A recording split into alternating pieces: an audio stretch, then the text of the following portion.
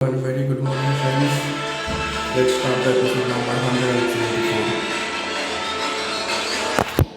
जब अगली सुबह आदित्य 6 बजे उठा तो वो बहुत फ्रेश लग रहा था। इसी के चलते उसने अपना शेड्यूल एक दिन पहले जैसा ही रखा। पहले उठकर उसने 1 घंटे साधना की और फिर वो बाहर निकलकर रनिंग पर चला गया। उसके पास बहुत एनर्जी थी, इसलिए वो 30 किलोमीटर का राउंड पूरा करके 1 घंटे बाद जब वापस आया तब तक वजीर उठ गया था और उसे देखकर थोड़ा हैरान था। लेकिन तब आदित्य ना रुका और ना ही उसने उससे कुछ बात करी, बल्कि छत पर चला गया। छत पर पहुंचकर उसने कल की तरह पहले पुशअप्स लगाए, उसके बाद जंपिंग जैक्स और उसके बाद वो वेट लिफ्टिंग करने लगा और छत पर पड़े हुए बड़े बड़े सीमेंट के बोल्डर्स को उठाकर अपनी पीठ पर रखकर लंजेस लगाने लगा। उसके बाद उसने योगा किया और फिर वो दीवार के सामने खड़े होकर अपने फाइट की टेक्निक प्रैक्टिस करने लगा। आज वो अपनी स्पीड पर ज्यादा ध्यान दे रहा था और इसलिए पंचेस और किक्स जल्दी जल्दी मारने की कोशिश कर रहा था। वजीर के घर के आसपास जितने भी घर थे उनके माले उसके घर की कंपटीशन में छोटे थे, इसलिए आदित्य सबसे ऊपर था और उसे इस बात की चिंता नहीं थी कि कोई उसे देखकर हैरान हो या फिर कुछ और। इसलिए आदित्य को इन सारी चीजों को परफॉर्म करने में बहुत आसानी रही।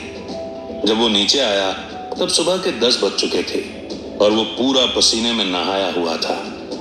वजीर को उसे देखकर ऐसा लग रहा था जैसे पसीने की बारिश ऊपर आसमान से हुई हो और वो एक भी जगह पर छांव नहीं ढूंढ पाया।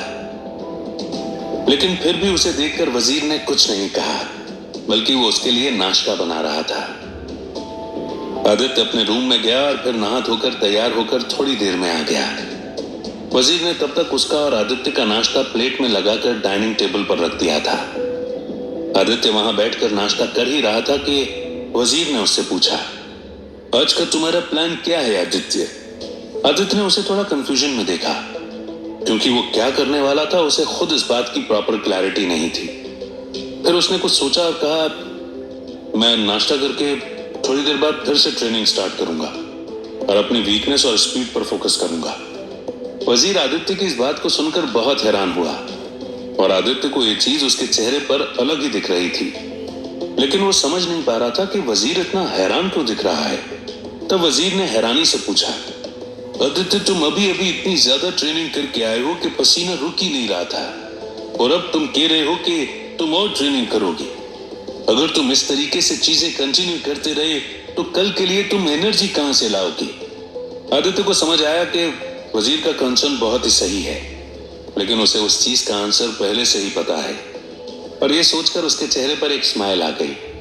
तब वजीर कुछ समझ पाता इससे पहले ही आदित्य ने कहा, तुम इसकी चिंता मत करो वजीर, मैंने सब हैंडल कर रखा है। तुम्हें याद होगा कि कल मैं लाइफ फार्मास्यूटिकल्स गया था।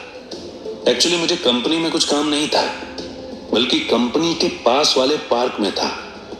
वहां पर कुछ स्पेशल फ्रूट्स लगे हुए हैं जो मेरी एनर्जी को बहुत ही जल्दी रिस्टोर कर देते हैं और मुझे हेल्दी रहने का चांस देते हैं। मैं वहां से कुछ फल तोड़कर लाया हूं और बस अब उन्हें ही खा लूंगा तो अपनी एनर्जी को इतना मेंटेन कर पाऊंगा। अगर मैं थक हार कर बैठ गया तब जाकर कोई दिक्कत आएगी, लेकिन अगर मैं इसी तरह ट्रेनिंग करता रहा तब तक मुझे एनर्जी के ड्रेन होने की कोई भी शिकायत नहीं होगी। आदित्य की इस बात को सुनकर वजीर के चेहरे की हैरानी तो चली गई, लेकिन आदित्य को दिख गया कि उसका मुंह थोड़ा सा लटक गया है और उसने अपनी आंखें नीचे कर ली हैं। तब आदित्य ने उससे पूछा, क्या हो गया वजीर, तुम कुछ कहना चाहते हो क्या? वजीर ने आदित्य का सवाल सुनकर अपनी नजरें ऊंची की और उसकी तरफ देखकर थोड़ी कंसर्न भरी आवाज में कहा, आदित्य मैं मानता हूं कि तुम जो बातें कर रहे हो वो तुम्हारी नजरों में सही है। भले ही तुम्हारे पास ऐसा कोई फल होगा जो तुम्हें स्पेशल पावर दे देगा, लेकिन मैं बस इतना चाहता हूं कि तुम इस बात को लेकर श्योर रहो कि तुम्हारी लड़ाई किससे होने वाली है। कल जब मैंने सारे पैसे डिस्ट्रीब्यूट कर दिए थे उसके बाद मुझे बख्शी का फोन आया था और मैं उसके पास गया था। वहां वो सब थे और लॉन में फाइट का स्टेज लग रहा था। तब वो मेरे सामने पूरी बात तो नहीं कर रहे थे, लेकिन जितनी हिंट मुझे मिली उसके हिसाब से उन्होंने जिसे भी बुलाया है उसकी ट्रेनिंग बहुत ही खतरनाक तरीके से हुई है और वो बहुत सारी चीजें प्लान कर रहे हैं। उनका टारगेट है कि वो तुम्हारे सामने अपना पहला अपोनेंट ही इतना स्ट्रांग रखें कि तुम्हारी एनर्जी ड्रेन हो जाए और तुम मरने की कगार पर आ जाओ। पता नहीं क्यों, लेकिन उनकी बातें सुनकर मुझे थोड़ा डर लगा कि शायद तुम वीक पड़ जाओगी, और इसलिए मैं चाहता हूं कि तुम अपनी एनर्जी को बचाने पर थोड़ा कंसंट्रेट करो। वजीर की बात को सुनकर आदित्य को समझ आया कि वो उसके लिए इतना कंसर्न क्यों दिखा रहा है। उसे इस बात का अच्छा भी लगा क्योंकि मृणाली के अलावा कोई और भी उसके जीतने की उम्मीद लगाकर बैठा है। तब उसने वजीर से कहा, वजीर, अब मैं तुम्हें इस बारे में कैसे समझाऊं, लेकिन मुझे सच में एनर्जी को रिस्टोर करने के लिए थक हार कर बैठने की जगह एक्सरसाइज और ट्रेनिंग करना जरूरी है। तुम शायद मेरी बात कभी मान नहीं पाओगे, लेकिन मैं तुम्हें आज मेरा एक सीक्रेट बताता हूं। मैं एक नॉर्मल इंसान नहीं हूं। मैं वो इंसान हूं जो 10,000 साल का एक सफर पूरा करके यहां पर दूसरी जिंदगी में वापस आया हूं, और उस सफर की वजह से ही मेरे अंदर बहुत सारी ताकतें हैं जिन्हें मैं अपने शरीर के अंदर कंट्रोल कर सकता हूं। उन ताकतों की वजह से ही मैंने बख्शी सर को जिंदा किया था। उसके बाद देवगिरी पर्वत पर उन दोनों भाइयों को हराया था, और उसके बाद जितनी भी फाइट्स तुमने मेरे मुंह से सुनी है, मैं वो इसलिए जीता हूं क्योंकि मेरे पास वो पावर्स हैं। उन्हीं पावर्स के दम पर मैं कल भी लड़ लूंगा। मुझे पता है कि मुझे किस तरीके से आगे बढ़ना है, तो तुम उसकी चिंता मत करो कि मेरा कौन सा पॉइंट किस फाइटिंग टेक्निक के साथ आएगा और क्या ट्रेनिंग करके आएगा। उन सारी चीजों को मैं संभाल लूंगा। लेकिन फिर भी मेरे लिए कंसर्न दिखाने का थैंक यू मेरे भाई। आदित्य ने जब अपनी बात कंप्लीट की तो वो वजीर की तरफ ही देख रहा था, और उसने सोचा था कि अब वजीर हैरान होगा और उससे सवाल पूछेगा। फिर आदित्य को अपने 10,000 साल के सफर के बारे में बताना पड़ेगा, मगर इसका उल्टा होने लगा।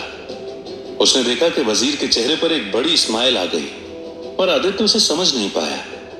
तब वजीर ने कहा, मुझे पता ही था। मैं हर बार चचा जान से कहता था कि आदित्य में कुछ खास है और किसी वजह से ही वो ये सारी चीजें कर पाता है, लेकिन चचा जान बस मुझसे यही कहते थे कि आदित्य बस इसलिए ऐसा कर पाता है क्योंकि उसने कुछ चीजें सीखी हैं। पर मैं इस चीज के लिए श्योर था कि तुम एक नॉर्मल इंसान नहीं हो।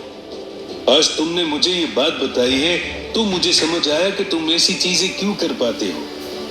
आदित्य, मैं तुम्हारे बारे में जानने में बहुत ज्यादा इंटरेस्टेड रहूंगा, लेकिन अभी मुझे पता है कि तुम क्या करने वाले हो, और मैं इसलिए तुम्हें डिस्टर्ब नहीं करना चाहता। तुम्हें जाना है तो तुम ट्रेनिंग के लिए जा सकते हो, हम बाद में बात कर लेंगे।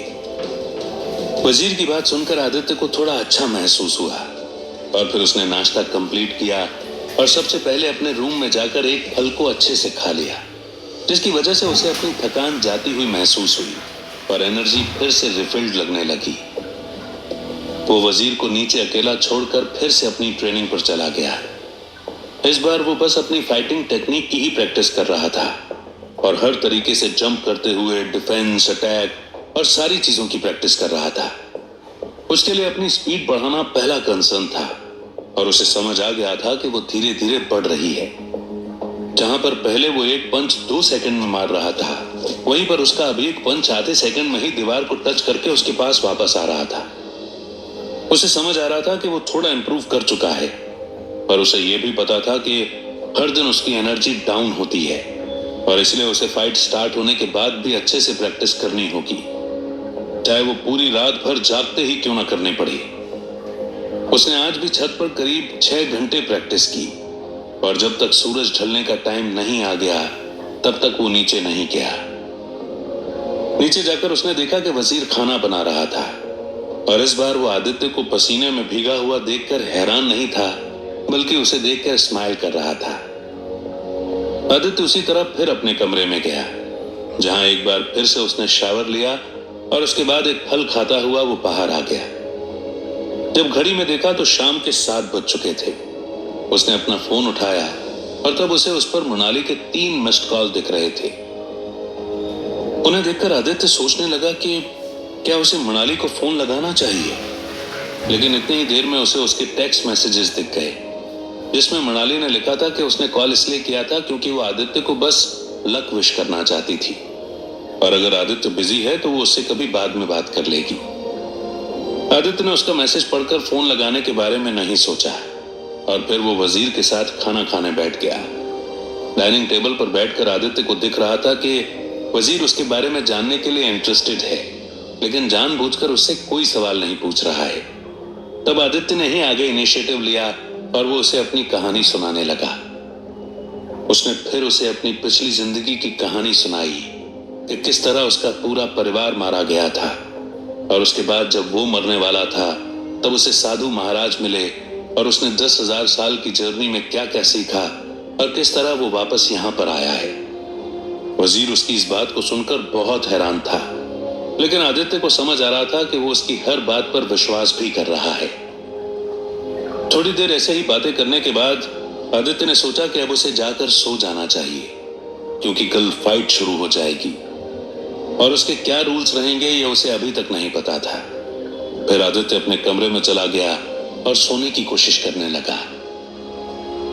वो जब सीलिंग को देख रहा था तब उसे अच्छा लग रहा था, क्योंकि उसे उसकी एनर्जी पूरी फुलफिल्ड महसूस हो रही थी और वो फाइट के लिए पूरी तरह तैयार था। लेकिन कहीं ना कहीं अभी भी उसका एक डर उसे सता रहा था कि वो कहां इन सारे मसलों में पड़ गया और अपने परिवार की मौत के असली गुनाहगारों को पकड़ने के बारे में तो भूल ही गया है। उसने बहुत दिनों से इस बात पर फोकस नहीं किया कि कोई दूसरा भी उसके परिवार को चोट पहुंचा सकता है, लेकिन बस वो इन्हीं लोगों पर ही फोकस करने लगा और यहां पर आकर फंस गया है। पर क्या कोई और भी ऐसा हो सकता है जो उसके परिवार को बर्बाद करना चाहता है, या फिर बस यही लोग हैं? वो इसी सवाल को सोचने लगा और सोचते सोचते कब उसकी नींद लग गई उसे पता ही नहीं चला। Thanks for hearing.